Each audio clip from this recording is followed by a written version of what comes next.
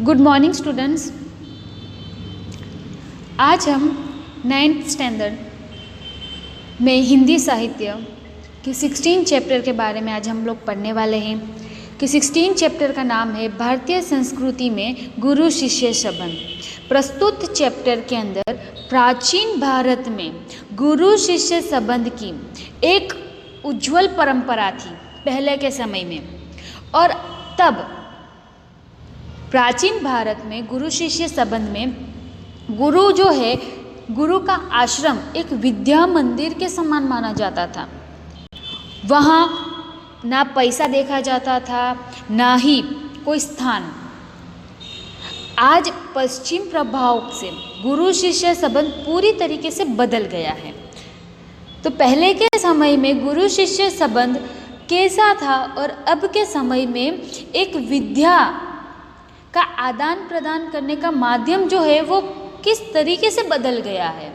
गुरु शिष्य का संबंध बदल गया है, विद्या का आदान प्रदान जो हो रहा है तो वो कैसे बदल गया है। तो प्रस्तुत लेख में लेखक ने भारतीय संस्कृति में जो गुरु शिष्य संबंध के बारे में बहुत अच्छी तरीके से बताया गया है, समझाया गया है। शिक्षा पहले भगवान के समान मानी जाती थी, शिक्षा देना, तो वो बात भी यहाँ पे बताई गई है, दर्शाई गई है। तो भारतीय संस्कृति में गुरु शिष्य संबंध जो चैप्टर आज हम पढ़ने वाले हैं, उनके लेखक का नाम है आनंद शंकर माधवन। लेखक का नाम है आनंद शंकर माधवन। लेखक के बारे में हम फर्स्ट पैराग्राफ में पढ़ेंगे कि उनका जन्म कहाँ पे हुआ था, उन्होंने हिंदी साहित्य के अंदर कौन कौन सी कृतियाँ लिखी। श्री आनंद शंकर माधवन का जन्म केरल प्रदेश के क्विलन जिले में हुआ। डॉक्टर जाकिर हुसैन के संपर्क में आने से हिंदू मुस्लिम के मधुर संबंधों के पक्षघर बन गए। यहाँ पे लेखक के बारे में कि लेखक का जन्म जो है वो केरल प्रदेश के क्विलन जिले में उनका जन्म हुआ था, और डॉक्टर जाकिर हुसैन के संपर्क में जब वो आए थे, आने से हिंदू और मुस्लिम के मधुर संबंधों के पक्षघर बन गए। महात्मा गांधी के भारत छोड़ो आंदोलन में भी माधवन जी का सक्रिय सहभाग रहा। महात्मा गांधी के भारत छोड़ो आंदोलन में भी माधवन जी का सक्रिय सहभाग रहा। यहाँ पे महात्मा गांधी जी ने भारत छोड़ो आंदोलन जब किया था, तभी माधव जी ने कि आनंद शंकर माधव जी ने भी वहाँ पे सहभाग दिया था। वो भी भारत छोड़ो आंदोलन के अंदर उनका भी हाथ था। जेल में रहकर हिंदी भाषा का अध्ययन किया। जेल से छूटकर आप भारत भ्रमण को निकल पड़े और बाद में बिहार में मंदार विद्यापीठ की स्थापना की और जेल में रहकर हिंदी भाषा का अध्ययन किया। कि जब भारत छोड़ो आंदोलन हुआ था, जितने भी उस आंदोलन में हाजिर थे सभी लोगों को जेल में डाल दिया गया था। तो यहाँ पे आनंद शंकर माधवन जी जेल में रहकर उन्होंने तब हिंदी भाषा का अध्ययन किया। जेल से छूटकर, जैसे ही माधवन जी जेल से छूटकर उन्होंने भारत भ्रमण करने के लिए वो निकल पड़े, और उसके बाद उन्होंने बिहार में मंदार विद्यापीठ की उन्होंने स्थापना भी की थी, और सन 1985 में शिवधाम अभिनव शिक्षा नगरी की स्थापना की। अब आप तीनों संस्थाओं के संचालक हैं। यहाँ पे लेखक जो है, लेखक ने मंदार विद्यापीठ की स्थापना की। उसके बाद सन 1984 में अद्वैत मिशन की स्थापना की, और 1985 में शिवधाम अभिनव शिक्षा नगरी की स्थापना की। और अभी तीनों संस्थाओं के संचालक माधवन जी हैं। मलयालम तथा तमिल दोनों ही भाषाओं पर पूर्ण अधिकार होने के बावजूद आपने हिंदी साहित्य में सृष्टि की। यहाँ पे माधवन जी को मलयालम भाषा पूर्ण तरीके से आती थी, तमिल लैंग्वेज भी उनको बहुत अच्छी तरीके से आती थी और इन दोनों लैंग्वेज में उनका भरपूर प्रमाण से उनको ज्ञान था। पूर्णतः अधिकार होने के बावजूद भी उन्होंने हिंदी साहित्य में सृष्टि की। आपने विषयों में दार्शनिकता, आधुनिकता एवं आध्यात्मिकता का बाहुमूल्य है। बिखरे हीरे, अनल सलाका, हिंदी आंदोलन, आमंत्रित मेहमान, आरती, उषा, संजीवनी आदि आपकी प्रमुख रचनाएं हैं। आमंत्रित मेहमान बिहार राष्ट्रीय भाषा परिषद द्वारा पुरस्कृत है। यहाँ पे माधवन जी ने कौन कौन सी कृतियाँ लिखी हैं, कौन कौन सी प्रमुख रचनाएं उन्होंने हिंदी साहित्य में लिखी है, तो कि बिखरे हीरे, अनल सलाका, हिंदी आंदोलन, आमंत्रित मेहमान, आरती, उषा, संजीवनी, ये सब माधवन जी की प्रमुख रचनाएं हैं। और आमंत्रित मेहमान जो उन्होंने रचना लिखी है उस रचना के लिए बिहार राष्ट्रीय भाषा परिषद द्वारा पुरस्कृत उनको किया गया था। ये फर्स्ट पैराग्राफ के अंदर हम लोगों ने आनंद शंकर माधवन जी के बारे में हमने पढ़ा। अभी सेकंड पैराग्राफ के अंदर कि भारतीय संस्कृति में गुरु शिष्य संबंध चैप्टर के अंदर किस बात को बताया गया है, किस बात को समझाने का प्रयत्न किया गया है, वो शॉर्ट में सारांश जो है, शॉर्ट में जो है वो सेकंड पैराग्राफ के अंदर वर्णन किया गया कि हम इस चैप्टर के अंदर क्या पढ़ने वाले हैं। तो देखते हैं कि सेकंड पैराग्राफ, माधवन जी ने प्राचीन गुरु शिष्य परंपरा की गरिमा को स्पष्ट करते हुए वर्तमान शिक्षण प्रणाली पर परोक्ष रूप में करारा व्यंग किया है। यहाँ पे इस चैप्टर के अंदर माधवन जी ने प्राचीन गुरु शिष्य परंपरा की गरिमा को स्पष्ट करते हुए कि प्राचीन गुरु शिष्य की परंपरा पहले कैसी थी वो दर्शाया है और अभी के समय में वर्तमान में शिक्षण प्रणाली कैसी हो गई है उस बात को लेके करारा व्यंग किया है।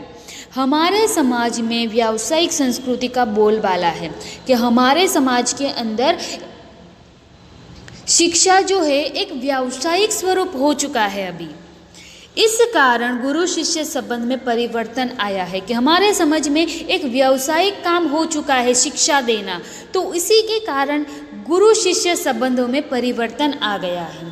पहले विद्यालय मंदिर के समान माने जाते थे, शिक्षा देना एक आध्यात्मिक अनुष्ठान था। पहले के समय में विद्यालय जो है उसको मंदिर के समान माना जाता था और शिक्षा देना एक बहुत अच्छा कार्य है, पूजा ऐसे माना जाता था। वह परम सुख प्राप्ति का एक माध्यम था, यानी कि विद्या देना, शिक्षा देना वो एक परम सुख प्राप्ति का एक माध्यम था। उस ज़माने में पैसे देकर शिक्षा खरीदी नहीं जाती थी। जब प्राचीन समय में गुरु शिष्य के बीच में पहले पैसे या फीस देकर शिक्षा खरीदी नहीं जाती थी।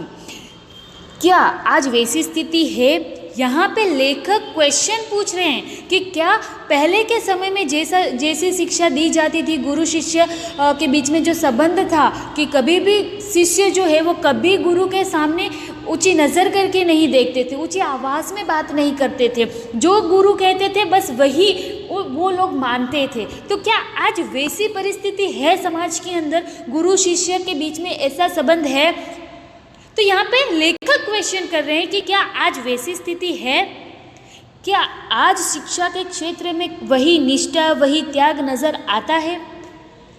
लेखक ने हमें अंतर्मुख होकर सोचने के लिए बाध्य किया है।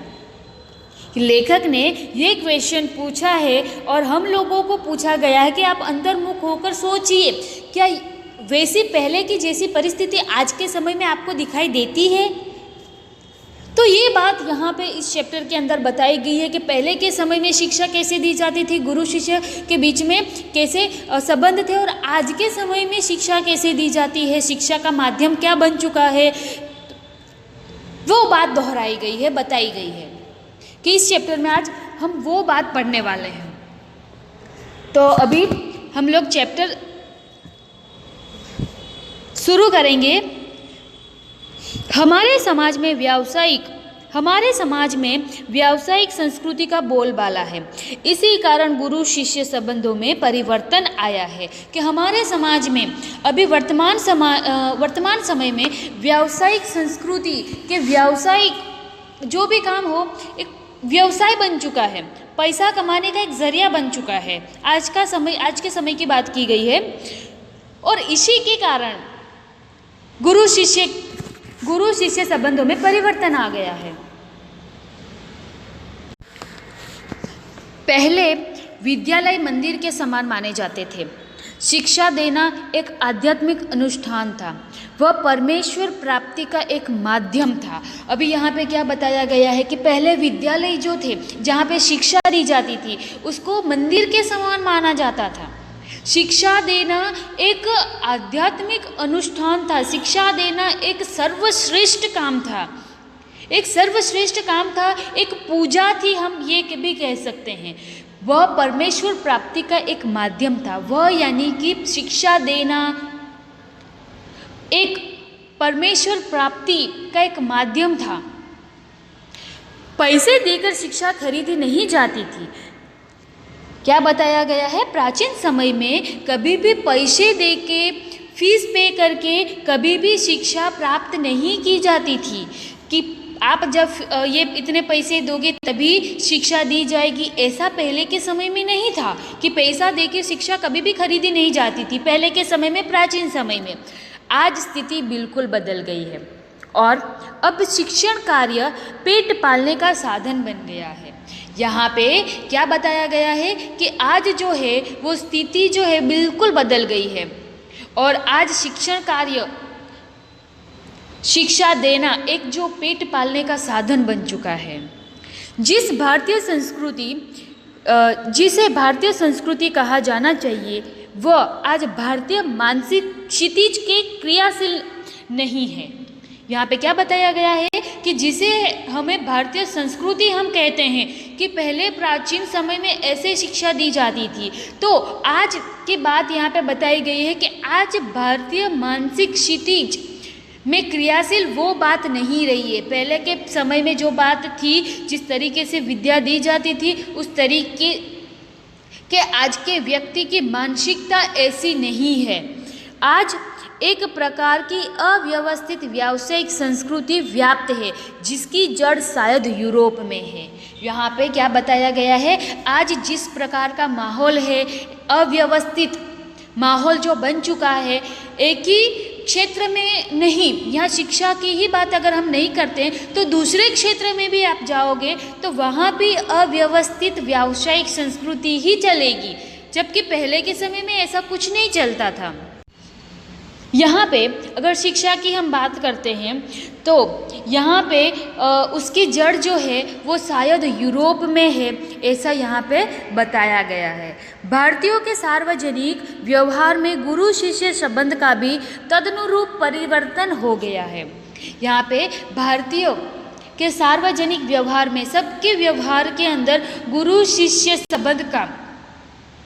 संबंध का भी उसके अनुसार ही परिवर्तन हो गया है। जिस तरीके का अभी वर्तमान समय में सभी लोगों की मानसिकता जैसी चल रही है वैसे ही सब बातों में परिवर्तन आता गया है। यहाँ गुरु वेतन भोगी नहीं होते थे और न शिष्य को ही शुल्क देना पड़ता था। शुल्क यानी कि फी। पैसे देकर विद्या खरीदने की यह क्रय विक्रय पद्धति निसंदेह उस भारतीय मिट्टी का उपज नहीं है। यहाँ पे क्या बताया गया है कि यहाँ गुरु वेतन भोगी नहीं होते थे, कि गुरु को वेतन भोगी,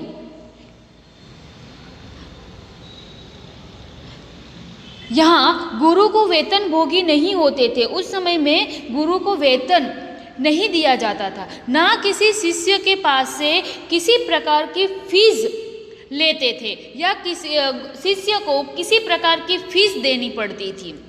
बट यहाँ बाद में क्या बताया गया है कि पैसे देकर शिक्षा और विद्या जो खरीदने की क्रय विक्रय आदान प्रदान की जो पद्धति जो है वो भारतीय मिट्टी में तो नहीं थी।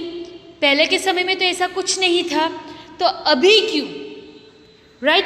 शिक्षणालय एक प्रकार के आश्रम अथवा मंदिर के समान थे। शिक्षणालय जहाँ पे विद्या दी जाती थी, जहाँ पे शिक्षा दी जाती थी शिष्य को, तो वो एक प्रकार आश्रम अथवा तो मंदिर के समान थे। गुरु को साक्षात परमेश्वर ही समझा जाता था। गुरु को साक्षात परमेश्वर भगवान समझा जाता था। शिष्य पुत्र से अधिक प्रिय होते थे। यहाँ सम्मान मिलना ही शक्ति पाने का रहस्य है। जब पहले के समय की बात है, जब शिक्षा दी जाती थी, उस समय की बात, प्राचीन समय की बात थी कि प्राचीन समय में शिक्षणालय जो है जहाँ पे शिक्षा दी जाती थी उसको आश्रम या मंदिर के समान माने जाते थे। गुरु को भगवान के समान माना जाता था। शिष्य जो है वो पुत्र से अधिक प्रिय होते थे, कि सबसे ज़्यादा प्रिय जो है वो शिष्य रहा करते थे। पुत्र को इतना अधिक महत्व नहीं देते थे जितना शिष्य को दिया जाता था। यह सम्मान मिलना ही शक्ति पाने का रहस्य है। प्राचीन काल में गुरु की शिक्षा दान क्रिया उसका आध्यात्मिक अनुष्ठान थी। परमेश्वर प्राप्ति उनका एक माध्यम था, वह आज पेट पालने का जरिया बन गई है। यहाँ पे प्राचीन काल में गुरु को शिक्षा दान क्रिया उसका आध्यात्मिक अनुष्ठान था। यहाँ पे पहले ऐसे पहले प्राचीन समय में फीस नहीं दी जाती थी, बट जब गुरु कहे कि ये दीक्षा में मुझे तुझे देना पड़ेगा, यानी कि कोई भी ऐसे वचन या जीवन के अंदर आप ये काम बुरा काम नहीं करोगे, इस तरीके से कुछ भी ऐसे दान देना पड़ता था। तो उसके बाद की गई है वो भी एक पूजा के समान था। परमेश्वर प्राप्ति का वो एक माध्यम था। और आज यहाँ पे लेखक क्या कहते हैं, और आज पेट पालने का जरिया बन गया है वो। प्रारंभ में विवेकानंद को भारत में महत्वपूर्ण स्थान प्राप्त नहीं हुआ, पर जब उन्होंने अमेरिका नाम कमा लिया तो भारतवासी दौड़े मलाई लेकर स्वागत करने। यहाँ पे किसकी बात की गई है? स्वामी विवेकानंद की बात की गई है कि भारत में महत्वपूर्ण स्थान नहीं दिया था। भारत ने स्वामी विवेकानंद को महत्वपूर्ण स्थान नहीं दिया। जब स्वामी विवेकानंद अमेरिका गए, वहाँ जाके उन्होंने अपना नाम कमा लिया, तब जाके भारतवासी जो है वो उनके लिए मलाई लेके उनके स्वागत के लिए खड़े हो गए। स्वामी विवेकानंद की बात की गई है। उसके बाद बात की गई है, लेखक ने बात की है रविंद्रनाथ ठाकुर को भी नोबेल पुरस्कार मिला तो बंगाली लोग दौड़े वो राग अलापते हुए। अमादेर ठाकुर सुपूत। दक्षिण भारत में कुछ समय पहले तक भरतनाट्यम और कथकली को नहीं पूछता था, पर जब उसे विदेशों में मान मिलने लगा तो आश्चर्य से भारतवासी सोचने लगे, अरे हमारी संस्कृति में इतनी अपूर्व चीज़ें भी पड़ी थी क्या। यहाँ पे क्या बताया गया है कि पहले स्वामी विवेकानंद की बात की गई है कि स्वामी विवेकानंद को पहले भारत में महत्वपूर्ण स्थान किसी ने नहीं दिया। जब स्वामी विवेकानंद ने अमेरिका जाके नाम कमाया, तब जाके भारतवासी उनके पीछे उनके स्वागत के लिए मलाई लेकर खड़े थे। रविंद्रनाथ ठाकुर को भी नोबेल पुरस्कार मिला, तब जाके बंगाली लोग क्या कहने लगे कि अमादेर ठाकुर सपूत। और उसके बाद दक्षिण भारत के कुछ समय पहले की बात है, कि भरतनाट्यम और कथकली को कोई नहीं जानता था। भरतनाट्यम और कथकली नृत्य जो है उनको कोई पूछता तक नहीं था। जब विदेश में भारतीय संस्कृति को इतना मान सम्मान मिला, तब जाके भारतवासी खुद आश्चर्यचकित हो गए कि हमारी भारतीय संस्कृति में इतनी अपूर्व चीज़ें पड़ी है, इतनी अनोखी चीज़ें पड़ी हुई है। यानी हम खुद नहीं देखते हैं, हमारी संस्कृति को हम सम्मानित नहीं करते, बट आउट ऑफ कंट्री वाले जब वो संस्कृति को सम्मानित करते हैं, तब जाके हम लोगों को ऐसा लगता है कि हाँ, तब जाके हम वो बात मानते हैं। तो ये बात जो है वो अच्छी नहीं है। हमारे संस्कृति को मान सम्मान देना चाहिए, ना कि दूसरे जब मान सम्मान दे तब जाके हम मान सम्मान दें। उसके बाद यहाँ के लोगों को अपनी खूबसूरती नहीं नजर आती, मगर पराये को सौंदर्य को देखकर मोहित हो जाते हैं। जिस देश में ज्ञान पाने के लिए मैक्स मूलर ने जीवन भर प्रार्थना की, उस देश के निवासी आज जर्मनी और विलायत जाना स्वर्ग जाने जैसा अनुभव करते हैं। यहाँ पे बहुत अच्छी बात बताई गई है कि यहाँ के लोग जो है वो अपनी खूबसूरती उनको नज़र नहीं आती, बट जो पराये लोग जो हैं, पराये देश के लोगों को हमारा सौंदर्य, हमारी संस्कृति जब देखते हैं और उनसे मोहित होते हैं फिर हमारे भारतवासी, तो हमारी खूबसूरती, हमारी संस्कृति को हमें सम्मानित करना चाहिए, ना कि दूसरे लोग जब सम्मानित करें तब जाके हम उस संस्कृति को मान सम्मान दें।